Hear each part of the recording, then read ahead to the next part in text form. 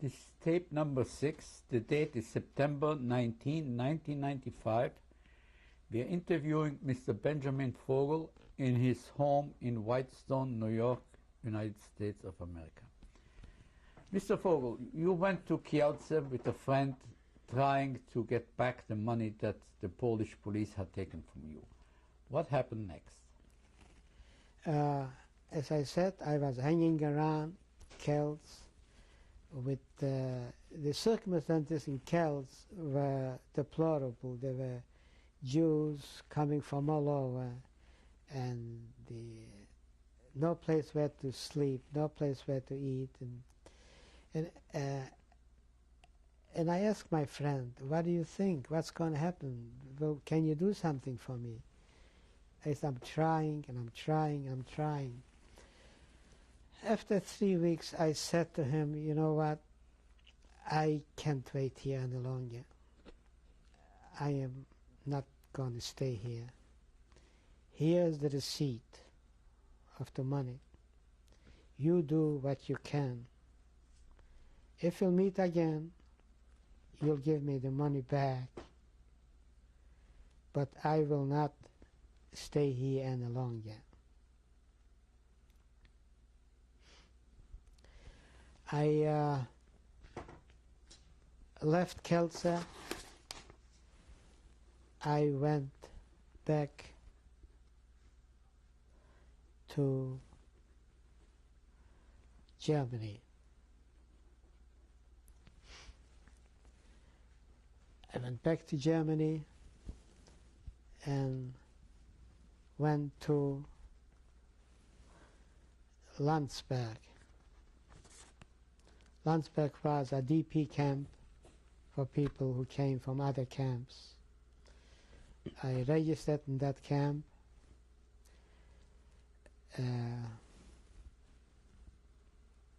I was there a few weeks. A friend of mine incidentally arrived to Landsberg, one of my closest friends from home. And he said to me, "Why are you staying here? You're coming with me. Don't stay here. I live in Würzburg, and you'll stay with me." I went with him.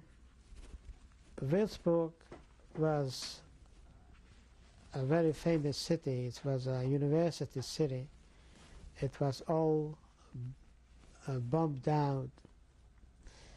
By miracle, there was a Jewish building from before the war that was left.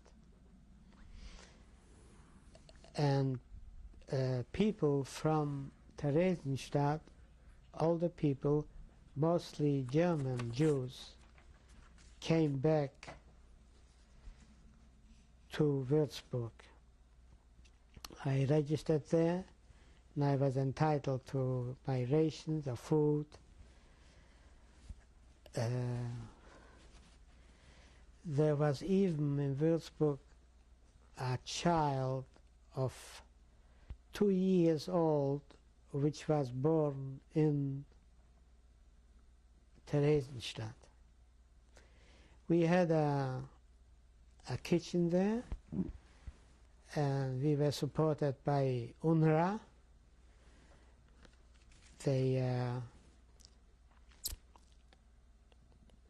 We had our regular meals there, and life became a little bit more normal. We were a small group of people, not too many, but still I was trying to make contact with my relatives in Canada and in the United States. We had some stationed American soldiers in Würzburg, and some Jewish soldiers came in to us. They also helped us with provisions, with food, and also with mail. I asked him, can you do me a favor, and I have a letter to mail to Toronto. And then I know her name, I do not know her address. We can try, he said. I mailed the letter through him, and at that time the American soldiers still had a P.O. box number. A few weeks later, I got a letter from New York, from my aunt, my two cousins. My aunt in Toronto notified them in New York that I'm alive. And we started a correspondence with them, through them. Mr. Fogel, a few questions going back. When you left Theresienstadt and you went to Prague, where did you get papers? What kind of papers did you get? In Prague, I went up to the Polish consulate. They gave me a document to travel. They also gave me some money on the road to Poland, to travel to Poland. And with those documents and that money, you went to Apt, to Opatov. Right. When you were in Apt, obviously, you inquired about the rest of your family, right? Well, there were no Jews to acquire. There was nobody there. Now, I would like to go back to my friend from Kielce that yes. I left in the receipt, the receipt for the money. I guess he didn't succeed either. He went back to Apt. In Apt there were 8 people living in a Jewish home together. One night, the Polish AK, this is a Polish army which were an anti-Semitic army, came in at night and they killed a couple of people. My friend was wounded in his leg, and some other people were wounded, and all the people dispersed. From then on, nobody lived in Opatov.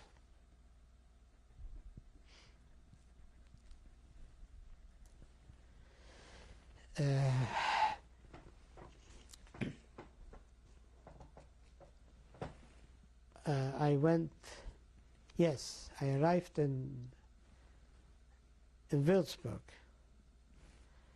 I still needed some extra money for myself. You only got food and very little other things. I decided to go back to Poland. No, I started something else. I made contact with my cousins in New York. I started before. I'm going back and forth.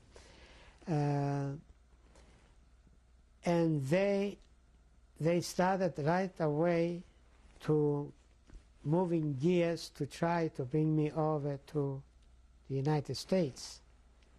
And that time there was no immigration yet. It was still in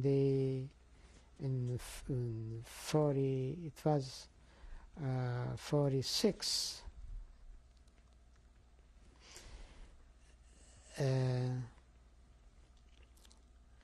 Meanwhile, I still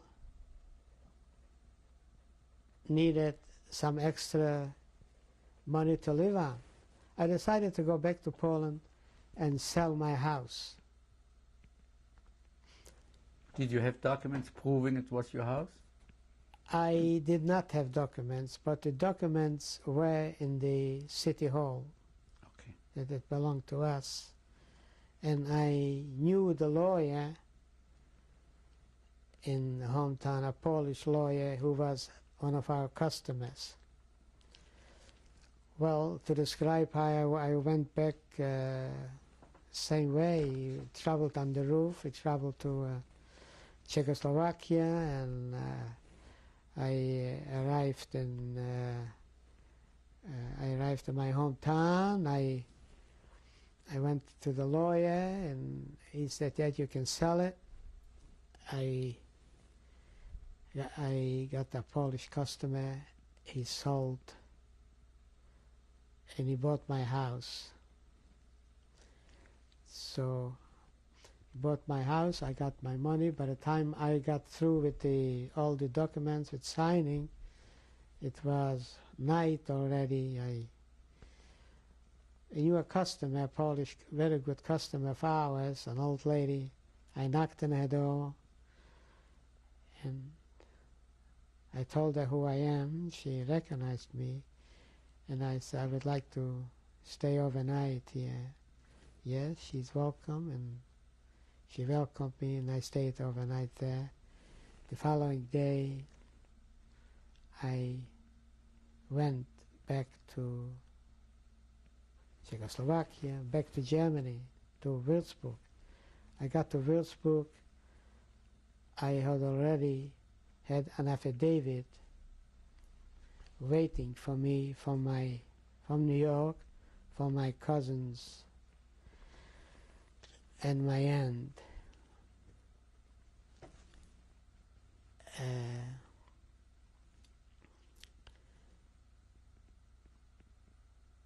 I was among the first ones who left Germany.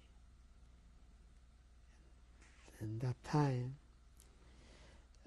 I got notice from Munich, from the American consulate. I should be ready that day to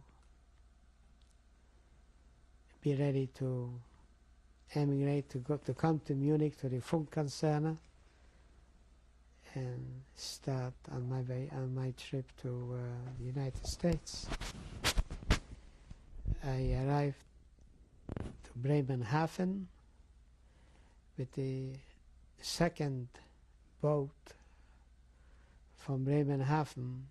I was going to the United States. I arrived May 24, 1946 in New York. Mr. Fogel, how were you able to sell the house since you were many brothers and sisters? Did you know already that they had all perished, or how did the authorities grant you the right to the house? I knew that they were all perished, but the authorities are very lenient about it. I really sold my part of the house, and they knew that nobody else is alive, that it's going to be theirs. When did you find out that your family had perished? First of all, I knew from my friend that I met in Skaržisko that what happened to all the Jews in my family was not an exception, so I knew they perished. And when I came home, there was nobody was there, and I would know if somebody would be alive, I would be notified. They would look me up. You mentioned in the beginning that you were about 60. You mentioned in the beginning you were about 60 close relatives. Of the 60 close relatives, how many survived the Holocaust? Of the 62 relatives, nobody alive. Just you? Just me. Yeah. You're the only one that survived? I'm the one survived. All the uncles, aunts, all the uncles, aunts, sisters, brothers? No, nobody's alive. Nobody. Yeah. Some perished in Lodz Ghetto, some in Sandomierz, and some in Ostrovets. They all perished. Nobody's alive. I'm the only one. It's because I took that step that I volunteered to go to camp, and it worked out for me. It worked out. That saved your life. It saved my life, yes. And then you came to the United States in May of 46. Yes, I was greeted by very warm relatives. I had a wonderful aunt, two cousins, took me in, stayed with them, didn't let me go to work, and supported me for a few weeks.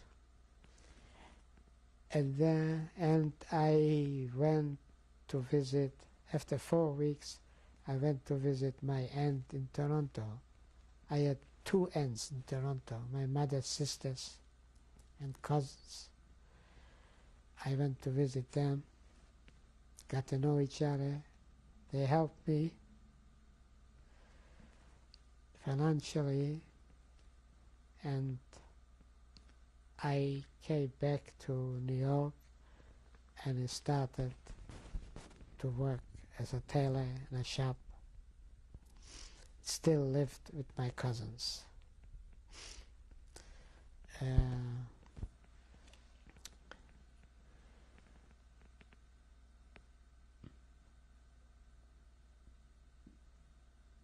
I went to visit a couple of times Canada again, and that's where I met my wife. She was a survivor too. She was liberated in the Regensburg too. This was in 1949, and we got married in Toronto.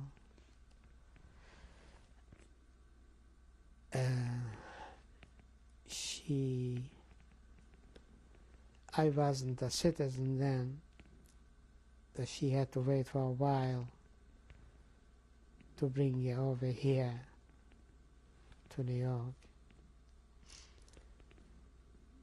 And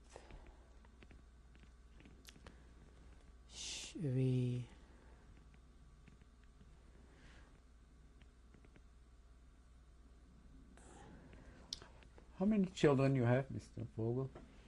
Yeah, I have 2 children. I have any grandchildren? Yeah, I have a son. He's the oldest. He lives in Washington, D.C. I have a daughter.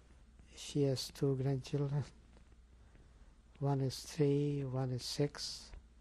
They live here in Westchester, and we are very, very close with each other.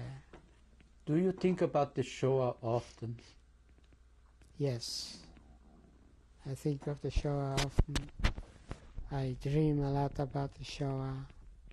I dream that somehow I'm away from my parents for such a long time. I wonder why. I wonder why can't I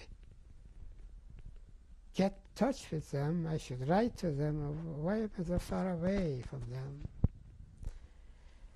And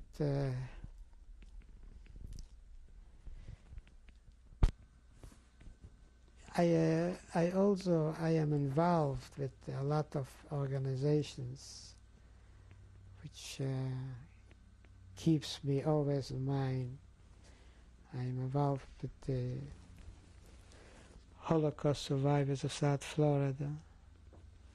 I'm so here with the other Jewish organizations, and we keep up that contact. It just can't get away from it. Can't.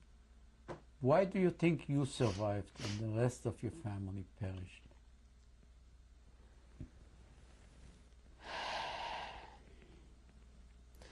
First of all, I survived because I was in camp. I in was the, the prime in the labor camp. in the labor camp, yeah, in Skaljisko.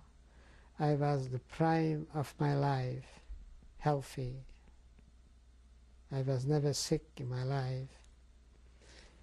And also I always try not to be seen.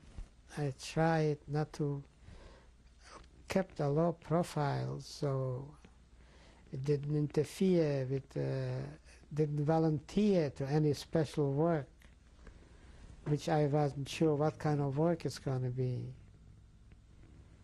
And also faith somehow, that's how I survived. Do you think there were experiences in your recent life that were influenced by your experiences in the Shoah? Did you make some decisions that you might not have made otherwise? In what respect? In your life in the United States, did the Shoah and the memory of the Shoah influence you in making certain decisions? Well, Shoah influenced me in supporting all the Jewish causes, all the causes related to Shoah, active in Shoah. There isn't an organization where I don't put my family's name in it. My family's name is in Miami, in the monument there. Wherever there's an opportunity just to memorize, but that's all I have. There's no graves. There's nothing I can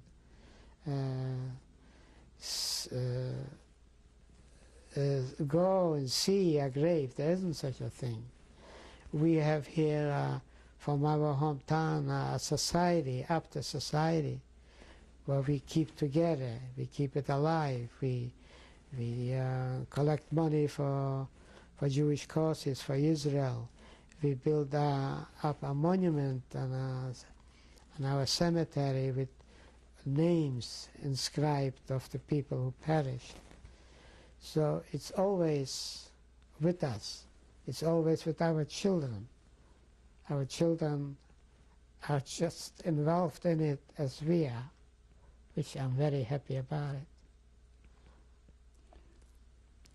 When and why did you make the decision to participate in this project? That project is one of the most wonderful things that Spielberg did for us. I think it's important. It's important for our children. It's important for the future generations. It's important for the world. For the world, it shouldn't be denied that it didn't happen. We are witnesses. It did happen. We were there. It happened. And we are dying out. We're getting less and less. If we're not going to do that, nobody will. That's why I'm very happy to do this interview, to tell my story. Yeah. Thank you, Mr. Fogel. Is there anything else that you would like to add that we forgot to ask, or any statement you would like to make? Yes, I would like to thank Steven Spielberg for giving me the opportunity to tell my story, so the future generations will know there was a witness, there's somebody was there, and nobody can deny what happened to our 6 million Jews.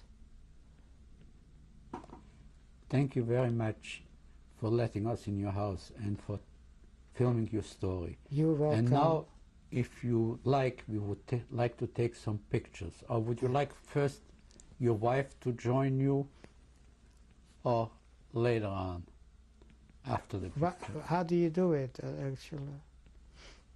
Maybe we can do my pictures first.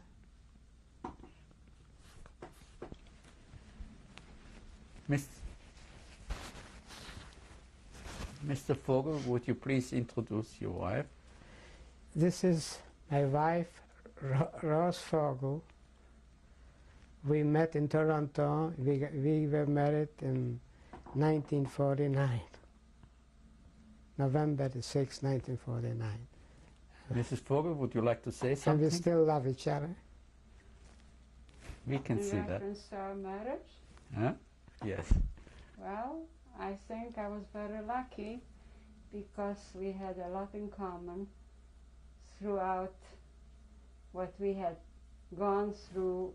It helped through the years to have the same views about life and how to bring up the children. And we are married 46 years. We had a happy marriage. And going strong. Thank you very much. Thank you for letting us in your house. And now, if you permit, we'll take pictures of your photographs. Thank you very much. This is my grandfather Benjamin. I am named after him. The picture is about 125 years old. My father on the right-hand side, this picture was taken in New York City on the Lower East Side in 1925. Any other relatives on that picture? There is, on the other end, on the left-hand side, is my uncle, Moshe Goldfarb. This is a group of cousins. The picture was taken in the 1930s in Lodz. Are they alive? All perished. Thank you. This is my father, Jacob. This picture was taken in the United States in the 1920s.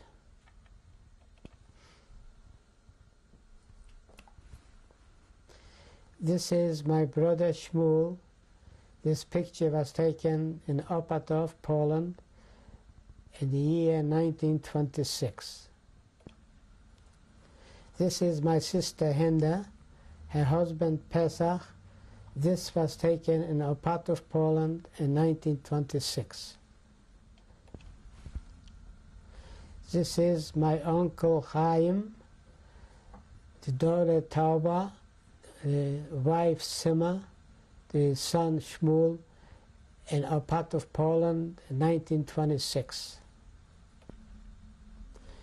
This is two of my sister's 6 children, Gittel and Israel, in 1926. They both perished, right? Both perished.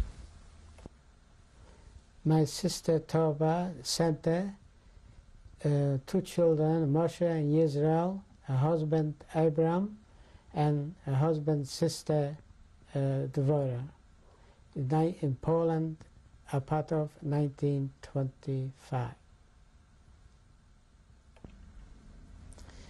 This is a picture of the family. My brother Shmuel, David, my father, my sister Pesel, my mother, my brother Yossel, Toba and Hinda, and the picture was taken in 1918. This picture was taken at a wedding of my father's brother in Ostrovets. This is my brothers and sisters, my father, and the other side of the bride's family.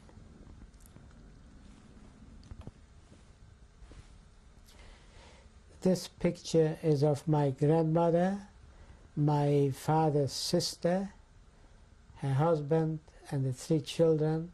This was taken in Lodz in 1870. Lodz. Your grandmother is sitting where? On the left-hand side, my grandmother. And the picture was taken in? 1870. Okay. This is my, to the left, my father's brother, sister, brother-in-law, and the 4 children. They perished in the Holocaust. picture was taken when? Picture was taken in the 20s, 1920s. This is my three cousins. The picture was taken in Sandomierz, Poland, in the 1930s. They all perished. This picture was taken in Busko, Poland, in 1937. I am on the right-hand side. And on the left? On the left is a friend of mine. I don't know what happened to him. This is my picture in 1946 after the liberation, a few weeks after the liberation. What was the number on your uniform? 67,894. Thank you. This is the synagogue in Abt during the war. The synagogue was built in 1636. Yes. This is the synagogue in Abt after the war, where it is in ruins. It's never reconstructed. Never reconstructed.